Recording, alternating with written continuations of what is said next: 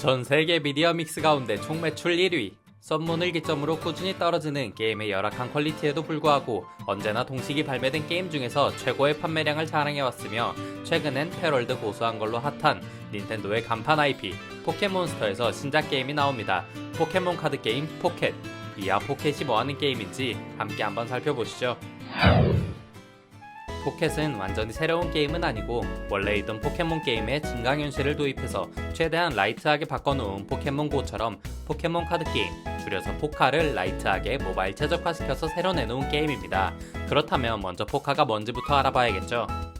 사실 국내 시장에선 오프라인 TCG 자체가 유유왕 정도를 제외하면 완전히 사장 산업에 가까워진 만큼 포카를 아예 처음 듣는 분도 계시겠지만 포켓몬 카드는 벌써 30주년을 목전에 둔 장수 게임으로 96년 발매 이래 일본과 북미 지역에서 선풍적인 인기를 끌며 포켓몬 본가 시리즈, 애니메이션과 함께 포켓몬 프랜차이즈를 책임지는 3대장을 맡고 있습니다. 다만 국내에선 2010년에 들어서야 뒤늦게 발매를 시작했으며 안 그래도 좁아터진 TCG판을 유유왕이 독식하는 중이라 빵에 껴주는 스티커에도 인지도가 밀리는 포켓몬 컴퍼니 입장에선 대참사에 가까운 상황입니다. 보드게임의 형태에 가까운 타 TCG류와 달리 포카는 포켓몬스터라는 폭력적인 IP를 내세워 수집형 카드로서의 인기가 매우 높다는 게 특징입니다. 물론 게임으로서의 인기도 절대 뒤떨어지지 않음을 증명하듯 대회 규모나 상금 규모는 본각 게임을 가볍게 뛰어넘습니다. 포카에 관한 에피소드 몇 가지는 다음 영상에서 다뤄보고 오늘은 포켓에 좀 더 초점을 맞춰보죠. 포켓은 현재 모바일 카드 게임 시장의 3대장인 하스스톤, 마블스냅, 마스터 듀얼과는 아예 다른 노선을 노립니다. 굳이 셋 중에 하나를 고르라면 마블스냅에 가장 가까울 것 같은데 한 가지 테마에도 여러 레어도와 일러스트를 배분해서 수집형 게임의 매력을 최대한 살리려고 노력한 게 특징입니다.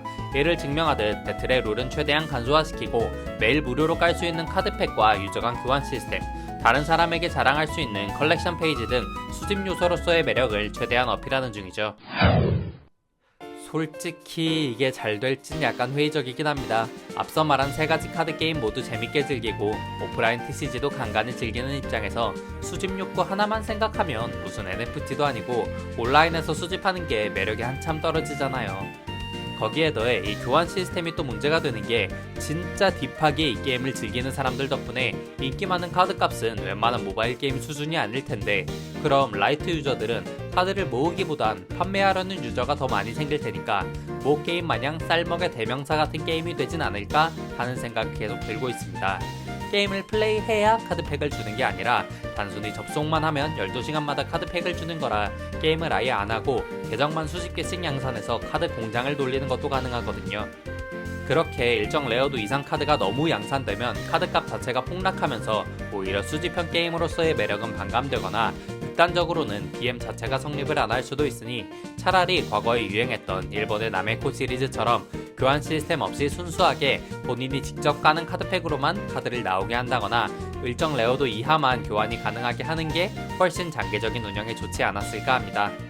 이 트레이딩이 가능한 온라인 카드게임이라는 개념 자체가 솔직히 성공한 사례가 없다시피 합니다. 유일하게 살아남은 매직 더 게더링 온라인은 원작이 세계 TCG 시장 1등이기도 하고 모든 카드가 유료로만 구입이 가능하게 되어 있어서 작업장에 접근이 쉽지 않게 만들어두기라도 했지 이걸 어떻게 살릴까 걱정이 많이 됩니다. 그럼에도 불구하고 선뜻 이 게임 망할 게 뻔합니다. 하지 마세요 라고 하기엔 포켓몬스터 IP가 진짜 사기이긴 하거든요. 포켓몬고도 처음엔 저런 걸 누가 하냐 라는 평가를 받은 게 무색하게 속초를 한국의 태초마을로 만들어 놓을 만큼 센세이셔널한 게임으로 성공해냈으니까요. 솔직히 포켓몬 본각 게임들도 소드실드 때부터 칭찬보단 비판이 훨씬 많았고 패럴드가 나왔을 때 사람들이 오히려 찬사를 보낼 정도로 게임 프리크에 불만이 한 트럭 가득 쌓여있는 상황이었는데 IP팔로 그냥 찍어 눌러서 압도적인 판매량을 자랑하는 거 보면 할 말이 없죠. 거기에 포켓몬이라는 프랜차이즈 자체가 라이트한 게임에 훨씬 최적화되어 있긴 합니다.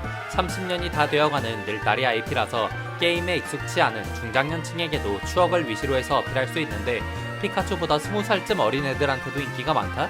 이 정도로 타겟층이 넓은 IP가 존재한다는 게 솔직히 말이 안 되는 거잖아요.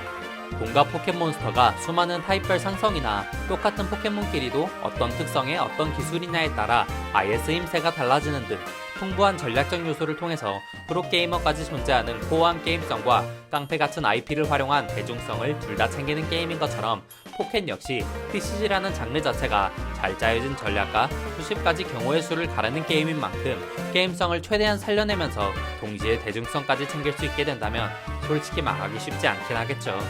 제가 앞서 말씀드린 트레이딩 시스템이나 무료 카드팩 시스템이 문제가 되기 시작한다면 뒤늦게 수정할 수 있는 요소들이기도 하고요. 얼리 액세스 중인 현재는 지나치게 간소화된 룰에다가 자동 배틀 기능까지 제공할 정도로 시스템이 가벼워서 너무 게임으로서의 매력이 부족한 게 아니냐 라는 호불호 요소가 좀 갈리고 있는 것 같긴 한데, 솔직히 TCG는 몇 년만 지나도 카드 개수가 기하급수적으로 늘어나서 출시 초반엔 라이트한 게 장점일 수도 있거든요. 당장 얼리 액세스까지 참여할 정도로 열심인 유저들은 포켓의 메인 타겟층인 라이트 유저보단 코어 게이머 유저층에 더 가깝기도 하고요. 솔직히 다 나와봐야 알 것 같긴 합니다. 걱정되는 부분이 많긴 한데 그래도 포켓몬이잖아 라는 말 하나면 뭐라 반박할 수가 없는 상황이거든요. 이달 말 포켓의 출시까지 열심히 기다려봐야겠습니다. 앞서 말씀드렸듯이 다음 영상은 원작 포켓몬 카드 게임과 관련된 에피소드 몇 가지 소개해드리도록 하겠습니다. 영상 시청해주셔서 감사합니다.